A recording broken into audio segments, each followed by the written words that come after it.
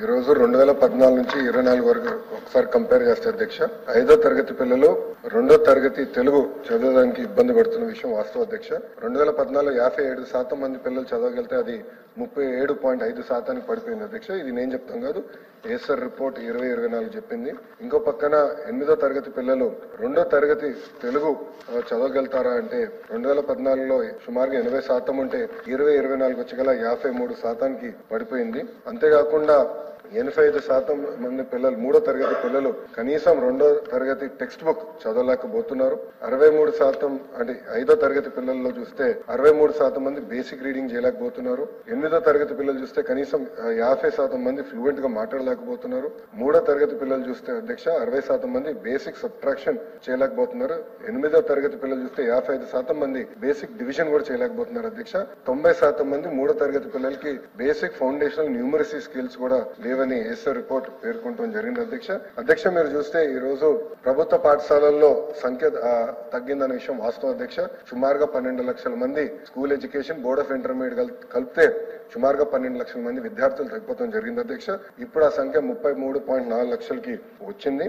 ఎందుకు జరిగిందంటే అది గతంలో కొన్ని అనాలోచిత అంటామా లేదంటే కొన్ని సంస్కరణలు చర్చ లేకుండా ఉపాధ్యాయుల పైన పిల్లల పైన వాళ్ళ తల్లిదండ్రుల పైన రుద్దారా అనేది అది షార్ట్ డిస్కషన్ లో చాలా డీటెయిల్ గా డిస్కస్ చేశారు అధ్యక్ష. ఆ జియోనే 117 జియో. ఆ 117 జియో వల్ల లోకల్ ఇష్యూస్ పరిగణనలో తీసుకుండా చేశారనక అక్కడి నుంచి ఫాస్టర్ డిక్లైన్ జరిగి పిల్లలు ప్రైవేట్ పాఠశాలలకు మారిపోతాం అనేది జరిగింది.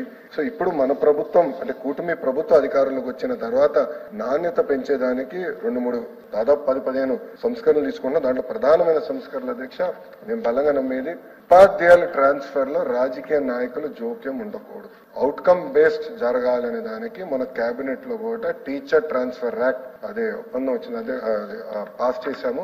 ఇప్పుడు అసెంబ్లీకి వస్తుంది అధ్యక్ష. ఈ రోజు అసెంబ్లీలో ఉంది, రేపు కౌన్సిల్ కి వస్తుంది అధ్యక్ష.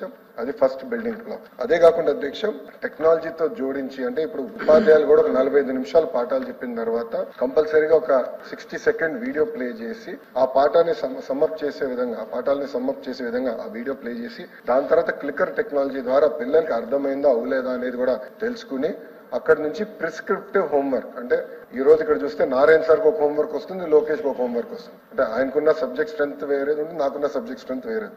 అది ప్రిస్క్రిప్టివ్ హోంవర్క్ వాళ్ళనేది ఒక లక్ష్యంగా పెట్టుకుని అది కూడా చేస్తున్నాం. పేరెంట్ టీచర్ మీటింగ్ కూడా మెగా పేరెంట్ టీచర్ మీటింగ్ ఏర్పాటు చేసే అధ్యక్ష. వచ్చే అకాడమిక్ ఇయర్ లో 2 సార్లు ఏర్పాటు కూడా చేస్తాం. రిపోర్ట్ కార్డు కూడా అంటే తల్లిదండ్రులకి ఉపాధ్యాయులకి పిల్లల మధ్యలో ఇంటరాక్షన్ ఉండాలని చెప్పి అద్భుతమైన రిపోర్ట్ కార్డు కూడా ఏర్పాటు చేశాం, అది చేస్తున్నాం. ఇంకో పక్కన మోడల్ ప్రైమరీ స్కూల్ కాన్సెప్ట్ తీసుకొచ్చి 60 మంది పిల్లల కన్నా ఎక్కువ ఉంటే అక్కడ కంపల్సరీ 1 క్లాస్ 1 టీచర్ ఇవ్వాలి, నాణ్యమైన విద్య అందించాలి లక్ష్యంతో మన ప్రభుత్వం కృషి చేస్తుందని గౌరవ సభ్యులు తెలుపుకుంటున్నాను. అంతేకాకుండా అధ్యక్ష భారతదేశంలో ఏ రాష్ట్రం హామీ ఇవ్వని విధంగా మనం ఇస్తున్నాం అధ్యక్ష. గ్యారంటీడ్ ఎఫ్ఎల్ఎన్ గ్యారంటీడ్ చేస్తున్నాం, అది బాధ్యతగా మేము తీసుకుంటున్నాం. సంఘాలతో కూడా ఎవ్రీ ఫ్రైడే కమిషనర్ గారు కూర్చుంటున్నారు, నీట్ బేస్ నేను కూడా కూర్చుంటున్నాను, వాళ్ళ ఇష్యూస్ ఏముందో తెలుసుకుంటున్నాం. గ్యారంటీడ్ ఎఫ్ఎల్ఎన్ అందించాలని లక్ష్యంతో మేము పనిచేస్తున్నాం అధ్యక్ష. మేము బలంగా నమ్మేది ఈ 10వ తరగతి ఎగ్జామ్ ఇప్పుడు జరుగుతున్నాయి, ఇంటర్ ఎగ్జామ్ జరుగుతున్నాయి, దీంట్లోనే చాలా మార్పు రాబోతుంది, పర్ఫార్మెన్స్ ఇంప్రూవ్ అవుతుందని బలంగా నమ్ముతున్నాం. వచ్చే సంవత్సరంలో మీరు చూస్తే leaps and bounds outcomes improve చేసే బాధ్యత కూటమి ప్రభుత్వం తీసుకుంటున్నాను గౌరవ సభ్యులు తెలుపు.